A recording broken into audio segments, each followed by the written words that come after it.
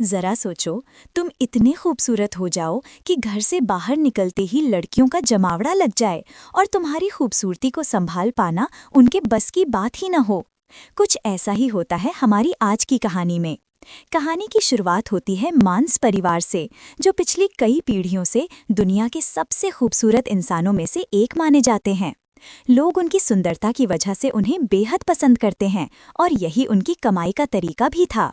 उनका सबसे बड़ा बेटा एक टिकटॉक स्टार था। उसके दिलकश चेहरे की वजह से उसके करोड़ों फॉलोअर्स थे। इसके अलावा वो आम लड़कों की लड़कियों से सेटिंग करवाने में भी मदद करता था। उसका बाप पार्कर भी अपने ज़माने में हद से ज़्यादा खूबसूरत था। वो आए दिन लड़कियों का दिल तोड़ा करता था। कहा जाता है कि उसने 1200 से ज़्यादा लड़कियों को डेट किया था। आखिरकार उसे अपनी जिंदगी का प्यार मिल गया, उसकी पत्नी, जो खुद भी बेहद खूबसूरत थी लेकिन थोड़ी आदमियों जैसी पर्सनैलिटी रखती थी। उनका छोटा बेटा कुलीन घर में सबसे ज्यादा सुंदर था।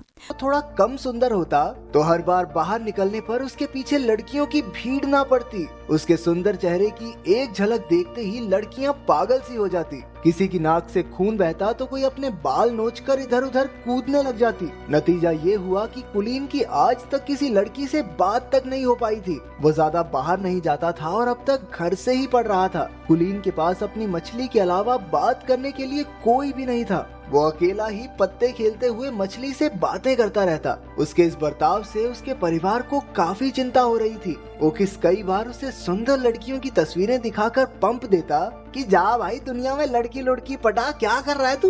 लेकिन कुलीन कहने लगा कि उसे एक ऐसी लड़की चाहिए जिसे उसकी सुंदरता से फर्क ही न पड़ता हो। वो चाहता था कि लड़कियां उसके दिल के लिए उसे पसंद करें। जब कोई तरकीब काम नहीं आई तो परिवार वालों ने एक नया तरीका सोचा। उन्होंने गरीब होने का नाटक करने का प्लान बनाया ताकि वो कुलीन को स्कूल जाने पर मजबूर कर सकें। एक रात जब कुलीन पानी पीने उठा तो उसने अपने माँ बाप को बात करते सुना कि अब से वो लोग नाश्ते में सिर्फ अंडे खाया करेंगे ताकि कुलीन को घर से पढ़ाने के पैसे जमा हो सके। ये सुनकर उसे काफी पछतावा हुआ और अगली सुबह उसने स्कूल जाकर पढ़ने का फैसला किया। ये सुनकर पूरा परिवार खुशी से नाचने लगा।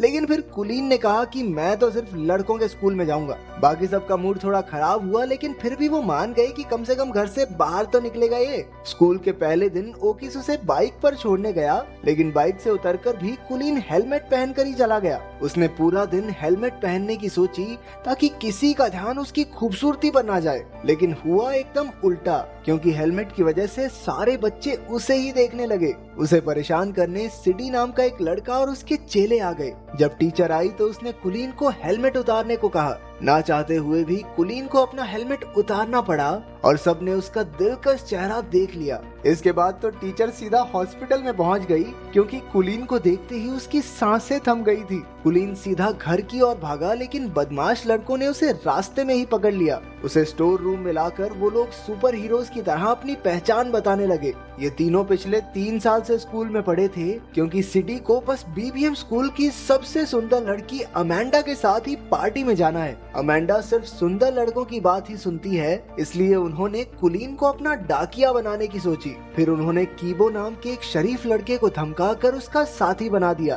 कुछ देर बाद कुलीन प्रिंसिपल के पास इन बदमाश लड़कों की शिकायत करने पहुंचा। प्रिंसिपल बेचारा खुद ही अपने बेटे की वजह से परेशान था। वो उल्टा कुलीन से ही कहने लगा कि लड़की पटवा दे भाई इस बावड़ी बूथ से, ताकि जल्दी से जल्दी स्कूल को छोड़ के जाए। उस रात कीबो और कुलीन ने अगले दिन ये काम करने का फैसला किया। कीबो के रूप में एक अच्छा दोस्त पाकर कुलीन को काफी खुशी हुई। अगली सुबह वो दोनों बीबीएम स्कूल पहुंचे, जहां उन्हें देखते ही लड़कियां चिल्लाने लगी, ये हेलमेट वाले लड़के को बाहर निकालो, पता नहीं कितना बुरा दिखता होगा। सभी लड़कियों ने मिलकर कुलीन को हेलमेट उतारने पर मजबूर कर दिया। जैसे ही उसने हेलमेट उतारा, पूरे स्कूल में तहलका मच गया। कुछ घंटों बाद तो टीवी पर खबर आ रही थी कि कुलीन की वजह से लड़कियां पागल हो रही हैं। किसी की नाक से खून बह रहा था तो कोई इधर उधर उल्टी फुल्टी हो रही थी। स्कूल की सबसे खूबसूरत लड़की अमेंडा को भी उसे न्यूज पर देखते ही उससे प्यार हो गया। उसने ठान लिया कि कुलीन को अपना बनाकर ही रहेगी। जब खबर चारों ओर फैल गई तो हजारों की तादाद में लड़कियां कुलीन के घर के बाहर इकट्ठा होने लगी।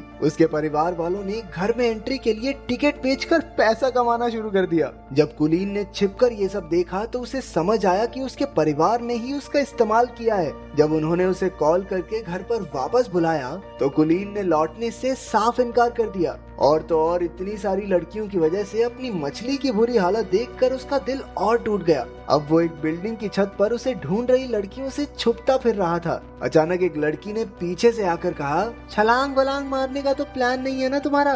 कुलीन हैरान होकर उसे देखने लगा, क्योंकि वो पहली लड़की थी जो उसे देखकर बेहोश नहीं हुई। उसे देखकर कुलीन के दिल की धड़कन बढ़ने लगी और वो कुछ बोल तक नहीं पाया। इसके बाद वो लड़की भी कुछ नहीं बोली और वहाँ से चली गई। कुछ देर बाद वो कीबो के घर रात गुजारने पहुंचा। कीबो और उसकी दादी ने उसका काफी ख्याल रखा। कीबो के कमरे में कुछ बहुत ही रेयर कार्ड्स को देखकर वो काफी खुश हुआ, क्योंकि उसे भी ऐसे कार्ड्स कलेक्ट करने का शौक था। अगले दिन दोनों छत वाली लड़की को ढूंढने लड़कियों के स्कूल में गए। वहाँ पर उनकी मुलाकात अमेंडा से हो गई, जिसे उन्होंने सीडी का खत दे दिया। अमेंडा कुलीन की खूबसूरती से फर्क न पड़ने का नाटक करने लगी, लेकिन जैसे ही वो गया अमेंडा की नाक से भी खून निकलने लगा। कुलीन को सीढ़ियों पर वो लड़की फिर से दिखी, लेकिन अपने आसपास लड़कियों के झुंड की वजह से वो उससे बात नहीं कर पाया। अगले कुछ दिनों तक कुलीन और कीबो साथ रहे और दोनों में गहरी दोस्ती हो गई। अगले दिन कीबो कुलीन को फुटबॉल देखने साथ ले गया, जहां वो अक्सर रेरे नाम की लड़की से मिलने जाता था।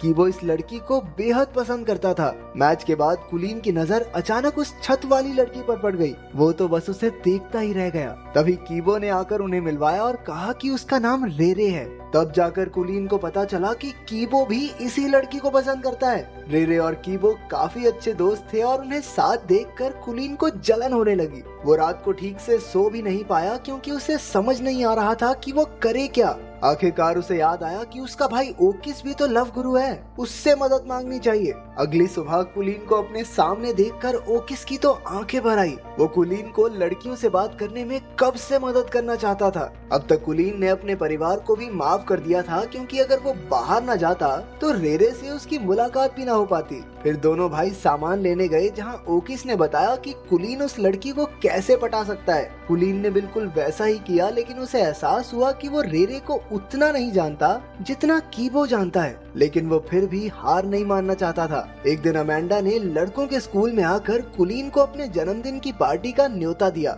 और साथ साथ एक फोन भी थमा दिया कि बाबू मुझे इससे कॉल करना, ठीक है? फिर शाम को कीबो, कुलीन और रेरे घूमने गए। वहाँ कुलीन समझ गया कि रेरे भी कीबो को पसंद करती है। उन्हें साथ देखकर उसे जलन महसूस हो रही थी। बाद में कीबो के जाने पर उसने सीधा रेरे से पूछ लिया कि क्या वो कीबो को पसंद करती है। पहले तो रेरे नहीं मानी, लेकिन जब कुलीन ने झूठ कह दिया कि कीबो तो अमेंडा से प्यार करता है, तो अचानक से रेरे का मुंह उतर गया। अब ये साफ था कि रेरे को भी कीबो पसंद है। इसके बाद घर लौटकर कुलीन ने अमेंडा को फोन करके उससे कुछ मदद मांगी, और वो तो कुलीन के प्यार में कुछ भी करने को तैयार थी। फिर अगले दिन अमेंडा के बर्थडे पर कुलीन और कीबो दोनों पहुंचे, तो अचानक से अमेंडा ने कुलीन को छोड़कर कीबो पर ध्यान देना शुरू कर दिया। वो उसे खींचकर साइड में ले गई और तभी रेरे भी पार्टी में आ गई। रेरे की नजर अमेंडा पर पड़ी, जो कीबो को किस कर रही थी। ये देखकर उस बेचारी का दिल टूट गया और वो वहाँ से भाग निकली। उसके पीछे पीछे कुलीन ने भी जाकर अपने प्यार का इजहार कर दिया।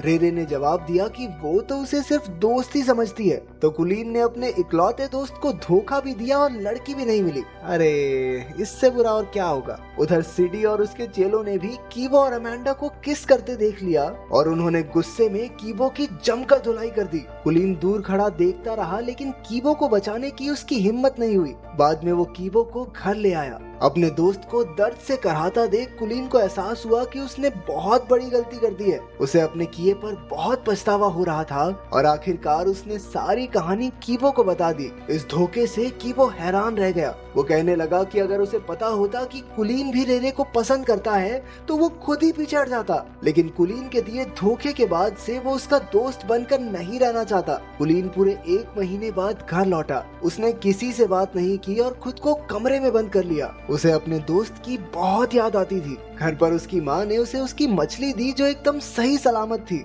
अपनी माँ की बातें सुनकर कुलीन को एहसास हुआ कि लोग उससे कितना प्यार करते हैं। अब उसने फैसला किया कि वो कीबो को जरूर मना लेगा। अगली सुबह उसने रेरे को जाकर सब सच बता दिया। इसके बाद उसने कीबो के पास जाकर उससे माफी मांगने की कोशिश की। तो पहले तो कीबो नखरे मारता रहा, लेकिन बातों बातों में कुलीन ने कीबो से बुलवा लिया कि वो रेरे को कितना प्यार करता है। बाद में पता चला कि रेरे फोन पर सब कुछ सुन रही थी। आखिरकार उन दोनों के बीच की गलतफहमियां दूर हो गई थी। कुछ दिन बाद सब डांस पार्टी में गए, जहां कीबो की पार्टनर रेरे थी और कुलीन की पार्टनर अमेंडा। आखिरकार कुलीन और अमेंडा को डांस के किंग और क्वीन का खिताब मिला। जहां एक और सारी लड़कियां उसे स्टेज पर देखकर पगला रही थी, वहीं उसे एक लड़की की आवाज आई कि इतना भी अच्छा नहीं दिखता ये सुनते ही कुलीन का दिल एक बार फिर से जोरों से धड़कने लगा और उसकी नजरें इस अनजान लड़की को ढूंढने लगी।